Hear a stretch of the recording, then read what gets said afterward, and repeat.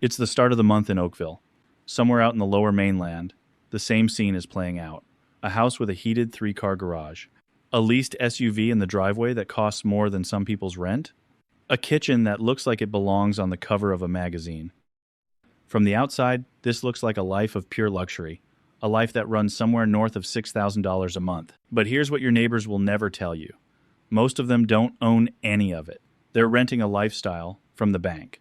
One automatic payment at a time. Because in 2026, the word luxury has been hijacked. It used to mean a reward for building something real. Now it's just marketing. A set of anchors, dressed up as trophies, quietly dragging your future out to sea.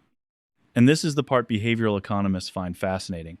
Most of the things we've been trained to crave aren't rewards for success at all. They are the exact reason so many high earners feel completely broke. So, let's do something a little uncomfortable. Let's name the 5 fake luxuries that are no longer worth your money in Canada and reveal what the quietly wealthy buy instead. Number 1. The showroom SUV. Or, as I prefer to call it, the 96-month trap. Canada has fallen in love with the $80,000 truck, the fully loaded EV, the SUV with the panoramic roof you will use exactly twice. And because that sticker price is terrifying, the dealer offers you a gentle way out. Just stretch the loan to 96 months and look at the monthly instead. Here's the part they don't print on the window sticker. A new vehicle loses around 20% of its value in the first year alone. Some EVs and luxury models shed closer to half their value in that same window. The moment you merge onto the 401, you are driving a melting ice sculpture. Every single kilometer, a little more of your money drips onto the pavement, and you will keep paying interest on that puddle for 8 more years. The quietly wealthy understand this in their bones, so they let someone else absorb that first brutal year of depreciation. They buy the 3-year-old certified pre-owned version of the exact same vehicle, and then they drive it for 12 years. Same leather, same badge, a fraction of the loss. Number 2, the convenience tax. Skip the dishes. Uber Eats. That glowing little icon that appears on any random evening when nobody in the house wants to cook. Now, let me show you what's actually happening on the other side of that screen, because it's a triple dip. First, the menu itself is marked up. Restaurants hand these platforms a commission of 25 to 30%, so your item quietly costs 15 to 25% more than it does inside the restaurant. Then you add the delivery fee and the service fee. And then, right at the finish line, the app suggests a tip. And that little bit of tipping creep nudges you toward 20%, layered on top of a total that was already inflated twice. Let's run the math on a lazy Friday for 2. That order lands at around $65. The exact same meal, built from ingredients you grab at No Frills? About $12.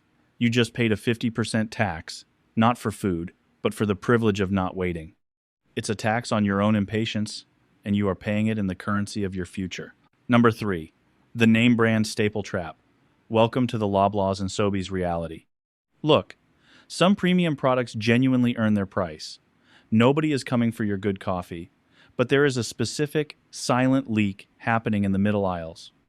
It's the flour, the frozen vegetables, the generic pain reliever that is chemically identical to the brand name box sitting right beside it for double the money. Paying a 100% markup on the invisible essentials, the boring staples nobody ever notices on your counter, isn't a luxury, it's a donation. The wealthy do not feel one bit richer buying name brand baking soda. They shop the discount banners and the Costco run.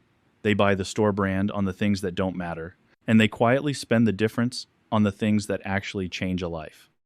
Number 4, the performative renovation, the HELOC trap. There is enormous pressure right now to have a Pinterest-perfect kitchen, the quartz countertop, the waterfall island, the backsplash.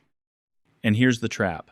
A huge number of people are financing that dream with a home equity line of credit, borrowing against a house they don't even fully own yet.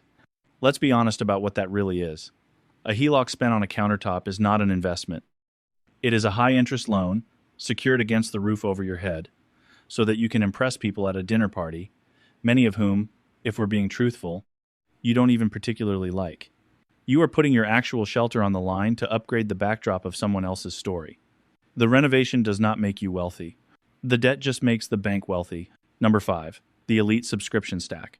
Picture the $200 a month boutique fitness membership the one with the branded water bottles, and the perfect mood lighting. Now picture the person who quietly got the exact same results from a community center pass and a one-time set of weights down in the basement. One of them is buying fitness. The other one is buying a feeling of belonging and paying a steep monthly rent on it. And it isn't just the gym. It's the subscription leak, the streaming services, the apps, the premium tiers you signed up for during one enthusiastic weekend and have not opened since. For the average Canadian household, that quiet little drip adds up to around $1,500 a year, vanishing on things you have genuinely forgotten you even own. And here's the feeling I want you to sit with for just a second. It's the start of the month. Your professional salary lands. And if you watch it closely, you'll notice something deeply unsettling. Your paycheck is not a destination. It's a transit point. Money touches your account on its way from your T4 to a billionaire corporation. You are not the owner of that money. You are the courier. So let's add it all up. These 5 fake luxuries, and I'm being conservative here, leak roughly $400 a month out of an otherwise comfortable household, whether you're in the GTA or the Lower Mainland. Now imagine you took that exact $400 a month and redirected it into a low-cost global ETF held inside your TFSA, and then you left it completely alone for 20 years. At the long run, average return of global stock markets, that single quiet habit grows into more than $250,000. Read that one more time. The truck was never just a truck. The delivery habit was never just dinner. You weren't buying luxuries at all. You were burning a cottage in Muskoka, one payment at a time. Now, I know exactly what you're thinking. So, you want me to live like a monk. No comfort, no treats, no life at all.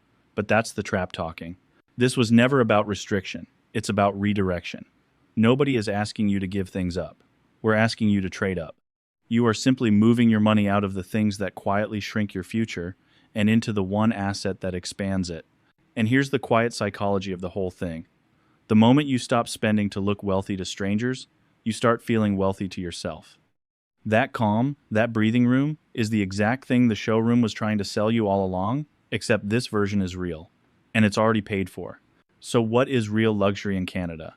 It was never the badge on the SUV or the stone on the countertop. Real luxury is margin. It's the gap between what you earn and what you owe. It's a maxed out TFSA. It's an RRSP that is actually growing. It's a zero balance on the credit card and enough of a cushion that you can look at a job that is quietly hollowing you out and simply say, no. That's the entire game. Stop buying things designed to make you look rich. Start buying the assets that quietly make you free. Because the person in Oakville with the flawless kitchen and the $80,000 truck, on paper, they look like they've won. But the person with the boring, paid-off car and the overflowing TFSA, they're the one the CRA can't squeeze, the bank can't pressure, and the boss can't trap. One of them is renting a life, the other one owns it. The only question left is, which one are you building? If this video helped, make sure to like and hit subscribe. I'll see you in the next one.